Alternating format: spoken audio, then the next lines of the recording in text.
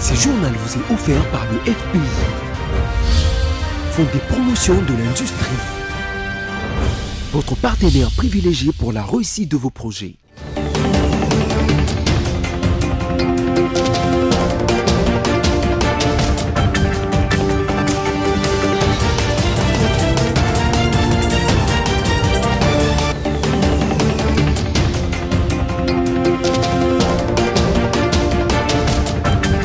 Madame, Monsieur, bonsoir et bienvenue à cette nouvelle session d'information sur BC Télévision, dont voici tout de suite le sommaire.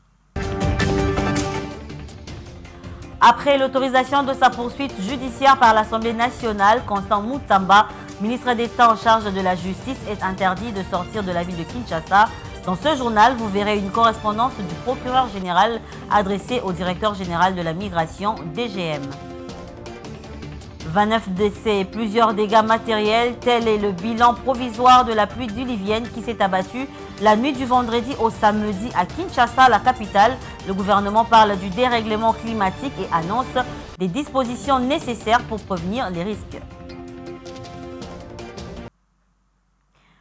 C'est tout pour le sommaire. Encore une fois, bonsoir et bienvenue. Si vous nous rejoignez et dans une correspondance, comme je vous l'ai annoncé tout à l'heure, publiée ce lundi 16 juin 2025, dont une copie est parvenue à notre rédaction ce matin, le procureur général a adressé une correspondance au directeur général de la migration. Je cite, « Je vous informe que par sa résolution numéro 004 du 15 juin 2025, l'Assemblée nationale a, au cours de la plénière tenue à la même date que déçu, fait droit à ma demande d'autorisation aux fins de poursuite contre l'inculpé Mutamba Tungunga Constant, ministre d'État, ministre de la Justice et garde des Sceaux, poursuivi pour détournement des deniers publics, article 145.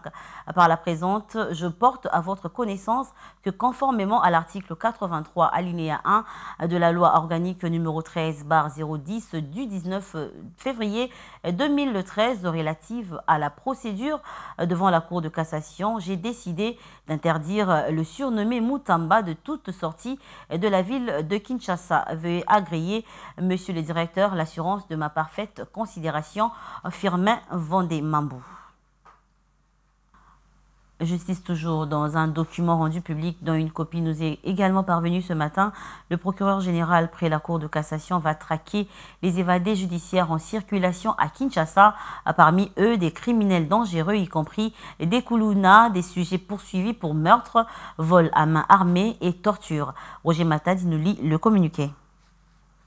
Mesdames, Messieurs, des nouvelles alarmantes me parviennent faisant état de la circulation en hommes et femmes libres de beaucoup de détenus censés se trouver dans différentes prisons du pays, et plus particulièrement en provenance du centre pénitentiaire et des rééducations de Kinshasa, CPRK en sigle. La plupart de ces criminels sont poursuivis pour des faits infractionnels graves de meurtre, des tortures corporelles, d'atteinte à la sécurité de l'État, des vols à main armée. Je vous instruis instamment d'identifier les recherches de ces hors-la-loi que vous replacerez sous les liens de la détention pour évasion des détenus pour avoir quitté le lieu carcéraux en dehors de tout critère légal. Un rapport ponctuel des cas traités devra me parvenir pour permettre d'avoir un tableau synoptique des cas avérés en vue de connaître les tenants de ces évasions et d'en tirer les conséquences des droits qui s'imposent. Signé Firmin Vendée Mambou. Et après avoir envoyé une équipe sur place une semaine après, le procureur général Firmin Vendée a lui-même effectué un déplacement dans la province du Kwilu, plus précisément au Bandundu, pour clôturer une mission qui s'inscrit dans le cadre d'une inspection judiciaire. Allons croire, cette mission va se clôturer par une journée porte ouverte. On l'écoute.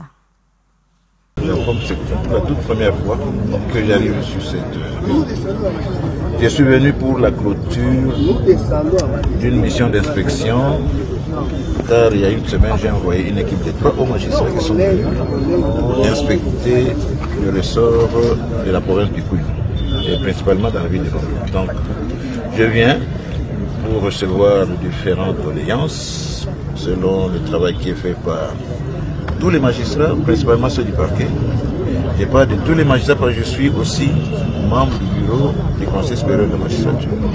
Donc toutes les doléances, je vais devoir les enregistrer. On apportera des solutions là où on peut les apporter directement et on tiendra compte de l'ambiance telle qu'elle pourrait se dérouler.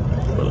Le but principal, c'est une inspection judiciaire tous azimuts. Aujourd'hui, j'ai été une journée porte ouverte par rapport au travail qui a été fait, qui est fait par les magistrats. Vous en saurez plus peut-être demain avant de une population, je vois qu'elle est là. Certainement qu'elle a des doléances, donc elle est la bienvenue. Et nous sommes là. Pour le temps que ça dépend de nous, des solutions pour lesquelles apportées. À l'Assemblée nationale, la plénière a adopté le rapport de la commission mixte socio-culturelle et environnement sur la proposition de loi relative aux principes fondamentaux sur la sécurité alimentaire et a traité le rapport de la commission spéciale et temporaire relatif au réquisitoire du procureur général près la Cour de cassation, sollicitant ainsi des instructions judiciaires contre le député national Nicolas Kazadi. Judith Fika. À la Chambre basse du Parlement, l'audition du rapport de la commission mixte socio-culturelle et environnement sur la proposition de loi relative aux principes fondamentaux sur la sécurité alimentaire ainsi que l'audition du rapport de la commission spéciale et temporaire relatif au réquisitoire du procureur général près la Cour des cassations sollicitant des instructions judiciaires contre le député national Nicolas Kazadi figuré parmi les matières traitées par les députés nationaux lors de cette plénière. S'agissant de la proposition de loi relative aux principes fondamentaux sur la sécurité alimentaire, le rapport de la commission mixte socio-culturelle et environnement a renseigné que sur les 51 articles de la proposition de loi, 11 articles ont été adoptés. Votre commission a notamment défini les obligations générales de l'État en matière de sécurité alimentaire et nutritionnelle, ainsi que les mécanismes spéciaux. Elle a fixé les niveaux de compétences partant du niveau local ou opérationnel au niveau central. Elle a précisé les mécanismes de financement du système national de la sécurité alimentaire et nutritionnelle. Elle a fixé les dispositions relatives au régime douanier et fiscal et déterminé les sanctions pénales en cas de violation des dispositions de la présente loi. Cette commission spéciale et temporaire dirigée par le député national Raphaël Kibouta a, dans la lecture de son rapport recommandé à l'Assemblée nationale, de ne pas autoriser les instructions contre le député national Nicolas Kazadi. Ce rapport a été ainsi déclaré recevable par la majorité des élus du peuple. Autre actualité, la République démocratique du Congo a franchi un pas important dans la modernisation des forces armées FARDC. Le week-end dernier à Kinshasa, le vice-premier ministre de la Défense nationale Guy Kabombo Mwadianvita a officiellement remis au chef d'état-major général 2 avions de transport neufs. Ces appareils, baptisés en l'honneur des généraux Maël Lieko et Léonard Mulumba, sont les premiers lots d'une série de 4 et sont destinés à optimiser la mobilité des troupes et des commandants. Roger Matadi pour plus de détails. Les forces armées de la République démocratique du Congo, FARDC, ont été dotées de 2 avions de transport pour faciliter leur mobilité et renforcer leur efficacité opérationnelle. Ces appareils ont été remis au chef d'état-major général de l'armée par le vice-premier ministre de la Défense nationale et ancien combattant, Maître Guy Kabombo Mwadianvita. Les 2 engins ont été baptisés Général Maëlé Lieko Bokungu et Général des corps d'armée Léonard Mulumba Nyuni. Nous avons une grande responsabilité qui nous est confiée par le président de la République, chef de l'État, son Excellence Félix Antoine Tshisekedi Tshilombo, de réorganiser l'armée de notre pays. Et ce que nous sommes en train de faire, c'est exactement la mise en place du trinôme FEC. F comme formation, nous y sommes avec le chef d'état-major général, E comme équipement et C comme casernement. C'est dont nous sommes en train de nous atteler pour, dans les prochains mois, nous allons signer plusieurs contrats avec nos partenaires afin que ce trinôme voit le jour. Ce sont ces outils de travail qui nous sont confiés par le commandant suprême des forces armées de la République démocratique du Congo. Cette dotation du gouvernement congolais s'inscrit dans le cadre de la réalisation de la vision du chef de l'État Félix-Antoine Tshisekedi Tshilombo visant à améliorer non seulement les conditions sociales mais aussi professionnelles des forces armées de la République démocratique du Congo afin d'assurer leur montée en puissance et défendre l'intégrité territoriale du pays. Ça aussi, je l'ai annoncé au sommaire, à la suite des pluies diluviennes qui se sont abattues sur Kinshasa dans la nuit du vendredi au samedi 14 juin 2025, causant d'importants dégâts en vies humaines et matérielles. Une réunion s'est tenue à Kinshasa le dimanche 15 juin 2025, présidée par le vice-premier ministre, ministre de l'Intérieur, avec le gouverneur de la ville, le commissaire de la police nationale congolaise, ainsi que l'ensemble des services concernés.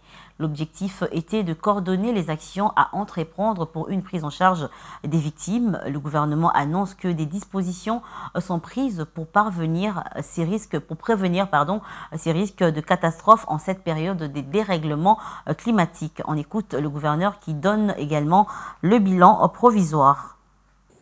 Comme le gouvernement central dans la ville de Kinshasa, c'est qu'on présentait condoléances dans la famille aux alliés éprouvés. Mais également, il faut informer que jusque-là, bilan provisoire, il y a 29 morts. L'infrastructure est pesée qui sont touchées. Déjà, les travaux sont à pied d'œuvre. Dans au Quito, dans Pigeon, Missa les Ongeli, l'avenue tourisme Nzela Pezongi, mais les travaux continuent pour la problématique. Il y a Nzela et Katanaki, il y a rejoint Salamiwana. Mais également, dans le niveau à Victoire, là où le pont s'affaisse côté de la navigation, Misala Pe Bandi, Bongisa Pont à l'occasion de la Victoire et Salema. Alors, pour informer l'opinion que la mesure d'urgence est zoami, tous allés déjà à pied d'œuvre pour soulager, pour le biawa, prise en charge, il y a funérailles, mais également, sinistré au Bazali, la famille d'accueil. L'État a apporté bonne assistance pour la solidarité. Il y a une institution Boka vis-à-vis de Binezali. Tout ce qui peut être en solidarité pour la population Moussoussou, il y a un bateau qui va déplacer en termes d'accueil, et à la Bongo au rendez-vous. Nous assurons à l'occasion que l'État est à vos côtés pour que nous puissions justement pallier à cette crise. Tokosenga pe na bandeko oyo bazali bongo kozala ko continuer kozala na bazone à haut risque parce que des réglementations climatiques et zali na na biso to éviter ba mbula mokoni ne ko vraiment fait nango mais bon ko se peut à disposition et ko s'exposer té parce que catastrophe e kozala mais le retour lingité ba to ba kufaka donc bon ça peut à disposition il y a ko bana malembe il y a ko se prévenir prévention des alliés importants que ko lokabon ko agir. Et dans un autre chapitre, c'est dans une atmosphère solennelle et remplie d'émotions que la communauté catholique congolaise a célébré le dimanche 15 juin la béatification de Bwana Chui, figure emblématique de foi de martyr lors d'une messe présidée à Rome. À cette occasion, le cardinal Fridolin Ambongo, archevêque de Kinshasa, a livré un discours à forte portée morale et politique devant les prélats, les autorités ecclésiastiques et la délégation venue de la République démocratique du Congo. Il a exhorté les fidèles à puiser dans l'exemple de Bwana Chui, une source plus juste, dénonçant avec force la corruption qui gangrène les institutions et fragilise la nation. On l'écoute dans cet extrait choisi une fois de plus par Roger Matadi. Des Floribert Bwana Chui au plus fort de la crise sécuritaire en République démocratique du Congo, particulièrement dans sa partie orientale, notamment à Goma, où il a vécu de façon héroïque les valeurs évangéliques jusqu'au martyre de sang étaient signes de la présence des dieux qui se tient et marche au milieu de son peuple, le peuple congolais qui souffre. Cette présence des dieux nourrit notre espérance en une paix durable pour notre pays, par la grâce de Dieu lui-même.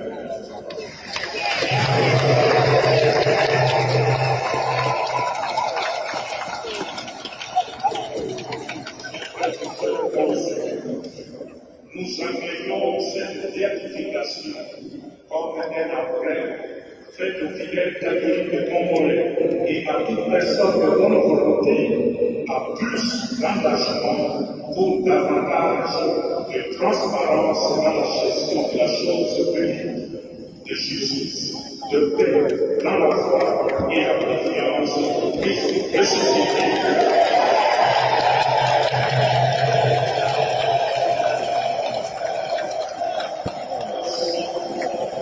Voulons-nous rassurer le très sincère le pape Léon XIV que notre conférence épiscopale à Saint-Paul va prendre des orientations pastorales pour la mise en œuvre de la lutte contre la non-correction qui est une gangrène de notre société. Nous prions que le bienvenu autoritaire Mansouri intercède pour notre pays, la République démocratique du Congo. Et en dehors de nos frontières, au 4e jour du conflit, l'armée israélienne a déclaré tôt ce lundi que des nouveaux missiles tirés depuis l'Iran en direction d'Israël avaient été détectés. Depuis vendredi, au moins 224 morts ont été recensés en Iran contre au moins 10 personnes tuées en Israël. Plus de détails, c'est avec nos confrères de France 24. Explosion dans la capitale iranienne. Salve de missiles dans le ciel israélien. Jusqu'où ira l'escalade militaire entre les deux pays ennemis? Israël poursuit son offensive à Téhéran, mais aussi sur un aéroport à l'extrême est du pays, prouvant sa capacité à frapper l'Iran en profondeur. L'État hébreu affirme avoir déjà visé 80 cibles du projet nucléaire iranien et annonce avoir tué le chef du renseignement. Nous sommes déterminés à changer le destin de la région, à la conduire vers la paix en détruisant la capacité de l'Iran à nous menacer. Alors, l'Iran a-t-il les moyens de se défendre? Son arsenal compte surtout des drones, des missiles de croisière et 2000 missiles balistiques. Mais sans aviation performante, pas de quoi rivaliser sur le long terme, dans la durée, avec Israël. L'affrontement État contre État, classiquement, qui met en face à face des moyens capacitaires qui appartiennent aux armées, cet affrontement-là est totalement déséquilibré à l'avantage d'Israël, à l'évidence. Historiquement, l'Iran compte pourtant des alliés dans la région.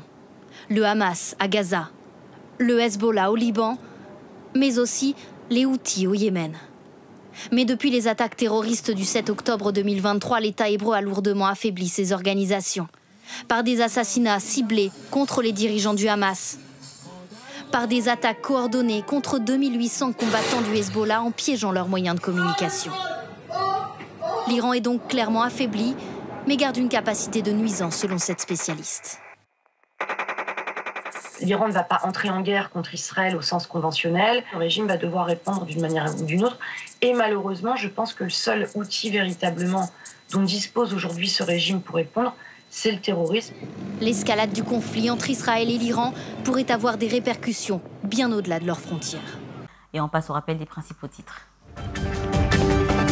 Après l'autorisation de sa poursuite judiciaire par l'Assemblée nationale, Constant Mutamba, ministre d'État en charge de la justice, est interdit de sortir de la ville de Kinshasa. Dans ce journal, vous avez vu la correspondance du procureur général adressée au directeur général de la migration DGM. 29 décès et plusieurs dégâts matériels, tel est le bilan provisoire de la pluie diluvienne qui s'est abattue la nuit du vendredi au samedi à Kinshasa, la capitale, et le gouvernement parle du dérèglement climatique, annonce ainsi des dispositions nécessaires pour prévenir les risques. Ce journal est terminé, madame, monsieur. Merci à vous de nous avoir suivis et bonne suite de programme sur nos antennes. Au revoir.